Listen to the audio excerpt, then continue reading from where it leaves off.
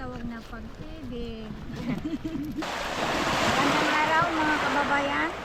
Ngayong araw ay taksihan ko kayo ng pagi. Matapos na taksiyo siya ay gagataan. Ito siya mga kababayan, yung sa mga hindi po nakakaalam, yung pagi po na ito siya mga kababayan, hindi po ito siya yung klase ng pagi na ipinagbabawal. Ano siya mga kababayan, yung pagi na ipinagbabawal, yung tinatawag na manta-ray, yun po yun siya mga kababayan. Ito siya, na bibili pa ito siya sa mga palengke, so hindi pa ito siya pinagbabawal. Oo, kapag yung isang pagkain ay nakikita pa natin na binibenta sa mga palengke or talipapa, ibig sabihin po mga kababayan, hindi pa siya pinagbabawal. Kaya tara mga kababayan, samahan niyo po kaming lutuin ito ni nanay. Mga kababayan, linisan na natin ito siya. Ito siya kung maglinis mga kababayan, ito yung inuuna natin kasi tatanggalin muna natin yung kanyang dito ka. Hindi natin ito siya isasama mga kababayan. Ayan yan, yung dito ka niya. Yung atay niya yan sa loob yung dito ka. Hindi na natin yan isasama mga kababayan.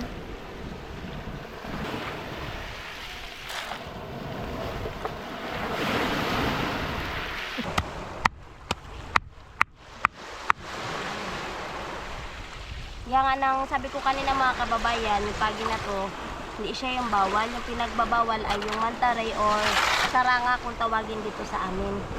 Yun siya yung talagang mahigpit na pinagbabawal. Yun siya. Pero ito siya hindi pa mga kababayan.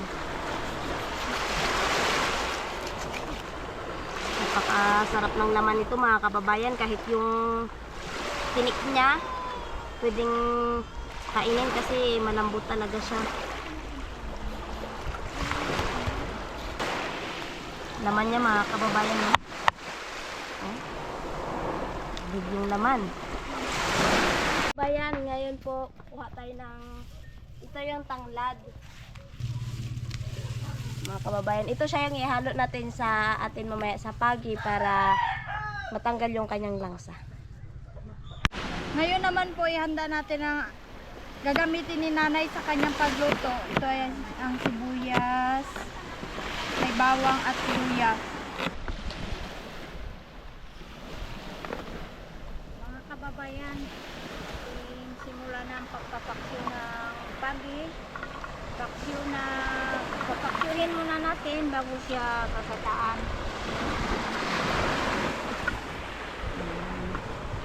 Ito siya mga kababayan.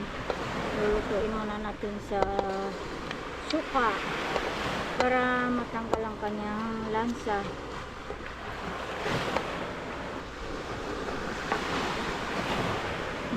Titimplahan na ng suka.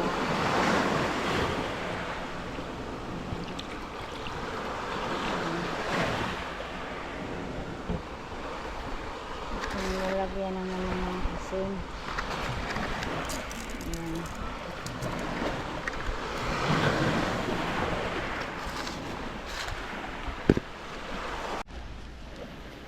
Kababayan, nilagyan ng konting paminta.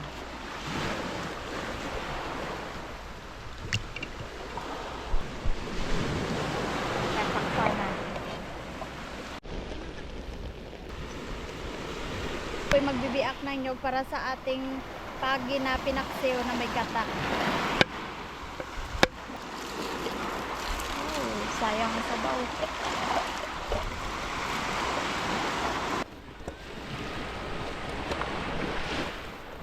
Mga kababayan, yung pipigaan na ito para panggata sa pagi.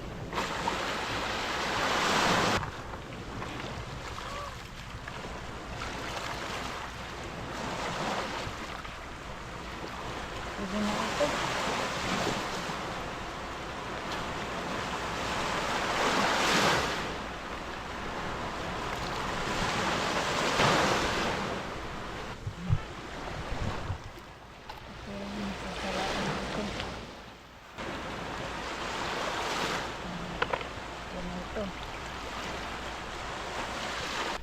Mga kababayan, nilagyan na natin ng gata.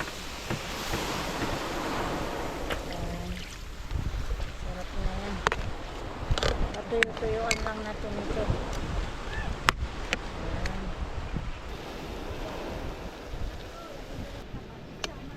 Mga kababayan, titikman na natin ito.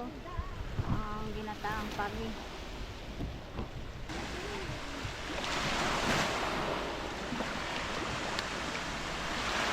Tama-tama lang ang lasa niya. Sarap. Tina.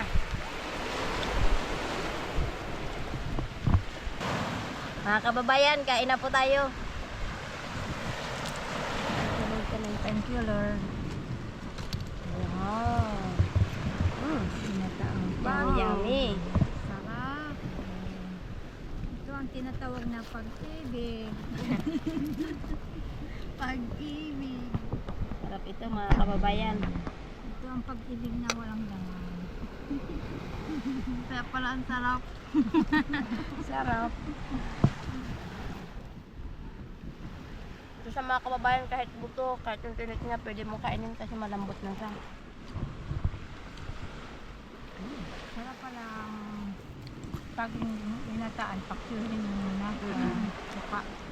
Kagat na kagat talaga yung kanyang lasa.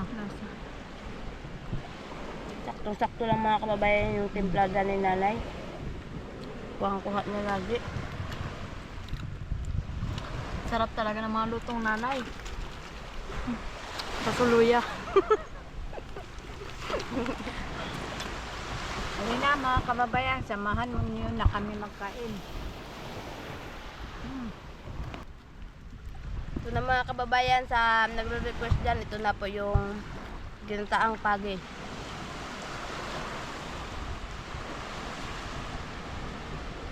Kung meron kayo sa inyo dyan mga kababayan, try nyo nang lutuin ito siya. Ang sarap. Ano nga nagpapasok outside ng lugar?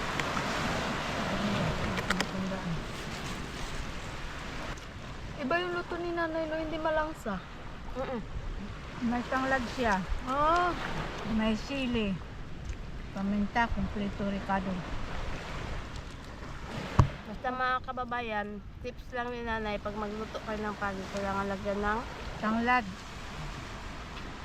Kung may kamangi kayo, lagyan pa ng kamangi.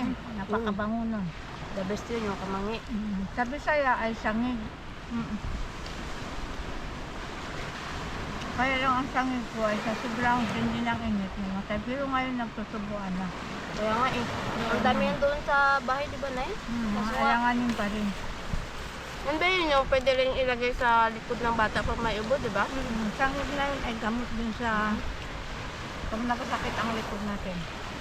Inahaplas siya. Lagyan ng langis. Subukan nyo na rin yun mga kababayan kung meron kayong ganun. Nilalaga rin yan. Inumin. Napakasarap talaga. Mukhang mauubos natin yung pagkain natin ngayon na. Sobrang sarap ba?